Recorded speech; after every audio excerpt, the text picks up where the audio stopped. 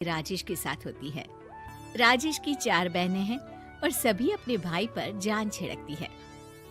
अरे पापा, ये राजेश के लिए कैसी छोटी सी हिट की लड़की ब्याह लाए आप? हम लोगों का भाई तो राजकुमार है, उसके लिए तो कोई राजकुमारी होनी चाहिए थी। गौरी को ननद की बात बुरी लगती है और वो रोने लगती है। अरे क्यों गला फाड़ रही है? क्या गलत बोल दिया मेरी बेटी ने? इकलौता बेटा है हमारा, समझी? वो तो तेरे ससुर हाँ कराए थे, वरना मैं तो ना करवाती तेरी शादी अपने हीरे जैसे बेटे से। ननदे सास को भरती और सास गौरी से लड़ती। ये क्या है? तुम्हारी बहनें और माँ आए दिन मुझे खरी खोटी सुनाती रहती है। क्यों नहीं बोलते उन लोगों को कुछ? अरे क्या बोलूं? अब उन लोगों का इकलौता भाई और बेटा होना, तो वो लोग थोड़े इमोशनल है मुझे लेकर, समझा करो ना।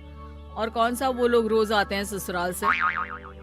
माना एक साथ नहीं आती, लेकिन रोज कोई ना कोई तो खड़ा ही रहता है ना। खैर, जैसे तैसे कुछ साल गुजरते हैं। गौरी एक प्यारे से बेटी की माँ बनती है। सुनिए, हर बात पर ससुर जी से पैसा मांगना ठीक नहीं लगता। आप कोई काम क्यों नहीं करते हैं? काम तो मैंने कभी किया ही नहीं गौरी। पापा के पास इतना पैसा है कि मुझे जरूरत ही नहीं पड़ी। लेकिन कहते हैं ना, हर दिन एक सा नहीं होता। गौरी के ससुर की मृत्यु हो जाती है और घर में गरीबी छा जाती है। गौरी ननद को फोन करती है।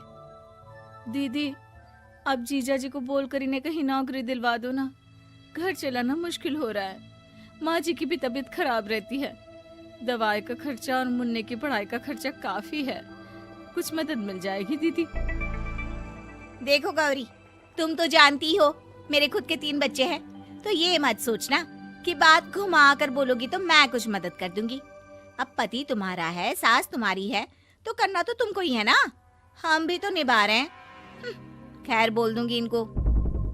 गौरी समझ जाती है। वो दूसरी ननद को फोन करती है, लेकिन माँ से भी उसे कुछ ऐसा ही जवाब मिलता है। अरे भाभी, हमारा भाई कैसे काम करेगा? वो तो राजकुमार है।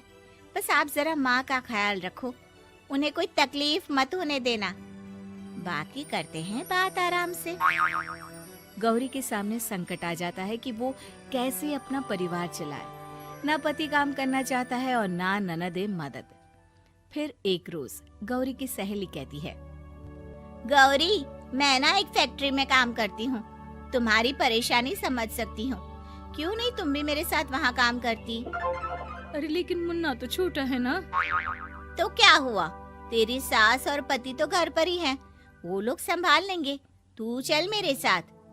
गौरी ने अब काम करना शुरू कर दिया था, लेकिन उसका सपना अपने बेटे को अच्छी शिक्षा देने का था।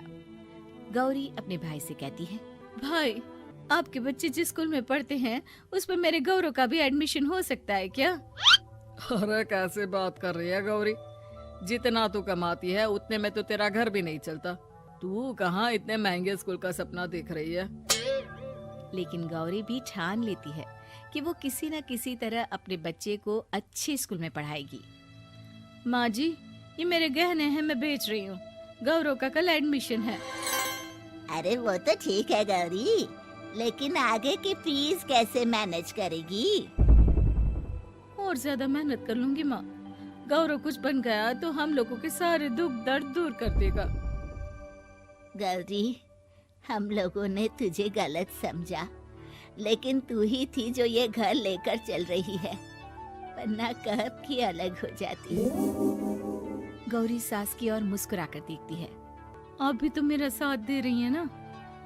अरे कभी खाने में अंडा या मुर्गा भी खिला दिया करो। क्या रोज रोज पत्ता खिलाती रहती हो?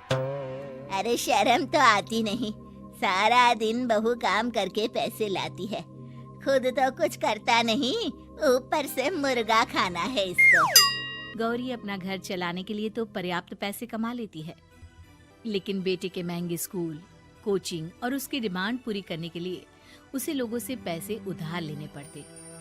माँ, मुझे जूडो कराटे की ड्रेस चाहिए, मैं घर के कपड़ों में क्लास नहीं अटेंड करूँगा। और क्या, बिल्कुल, घर की भी कोई ड्रेस होती है क्या? मैं कल ही ला दूंगी। बच्चा, तू बस मन लगाकर पढ़ाई किया कर। उसके जाने के बाद कहाँ से लाएगी पैसे ड्रेस के? माँ वो पास वाली चाची से कुछ पैसे उधार लूंगी। अरे सभी से तो उधार ले चुकी है तू। कर्जा इतना चढ़ा लिया है कि पूरा जीवन भी कमाएगी तो उतार नहीं पाएगी। अरे माँ जी, गौरव कुछ बन जाए तो मुझे कमाने की क्या जरूरत, फिर तो मैं बस रानी बनकर राज करूंगी। एक दिन गौरव कहता है, माँ मेरी नौकरी लग गई है, वो भी अच्छे पैसों में। अब हम लोगों के बुरे और दुख के दिन जल्दी खत्म हो जाएंगे। गौरी की खुशी का ठिकाना नहीं होता। वो सास की फोटो के सामने हाथ जोड़ती है कि उसका पति उसे कहता है, देखा गौरी, तेरी तपस्या खत्म हुई। इतने सालों से जो तू फैक्ट्री में नौकरी कर रही है, अब तू आराम कर सकती है। अरे नहीं नहीं, अभी तो नौकरी लगी है, कुछ दिन कुछ पैसे कमा तो लेने दो। कुछ महीनों बाद गौरी की ननद गौरव के लिए रिश्ता लेकर आती है। अरे भाभी, वो मैं ना रिश्ता लेकर आई थी गौरव के लिए, सुना अच्छा कमा रहा है, क्यों? देखा मेरी बहन कितनी अच्छी है, कितना सोचती है हम लोगों के लिए।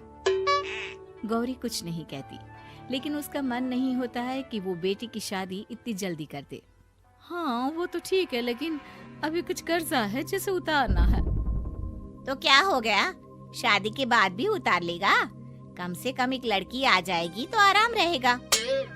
गौरी लोगों के प्रेशर में आकर बेटे की शादी कर देती है और शादी के बाद एक दिन जब अपनी फैक्ट्री में जाती है, मैनेजर साहब, कैसे इस फैक्ट्री में 22 साल काम कर लिया पता ही नहीं चला।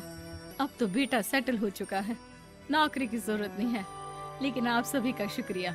गौरी बहन, बहुत मेहनत की तुमने जीवन में, अब भगवान कोई मुश्किल ना दे। गौरी घर आती है, लेकिन दरवाजे के बाहर से ही उसे बहू और बेटे की आवाज सुनाई देती है। क्या है, तुम्हारी माँ ने तो सोचा भी नहीं कि जो कर्जा वो ले रही है खुद की अय्याशी के लिए, वो हम लोग क्यों भरे? उनका कर्जा है वो देखे। हाँ लेकिन क्या करूं, माँ को छोड़कर रह भी तो नहीं सकता ना। अरे रह नहीं सकते तो क्या करोगे? पूरी जिंदगी उनका कर्जा चुकाते रहोगे? कल को हमारी भी फैमिली बढ़ेगी, कैसे मैनेज करेंगे? मैं नहीं जानती, साफ साफ बोल दो पैसे नहीं है फालतू के। जिसका कर्जा है वही निपटाए।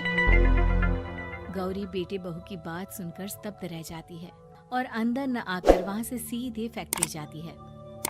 मैनेजर साहब, मैं सोच रही थी कि इतनी जल्दी नौकरी नहीं छोड़नी चाहिए, जब तक हिम्मत है तो कर लेते हैं।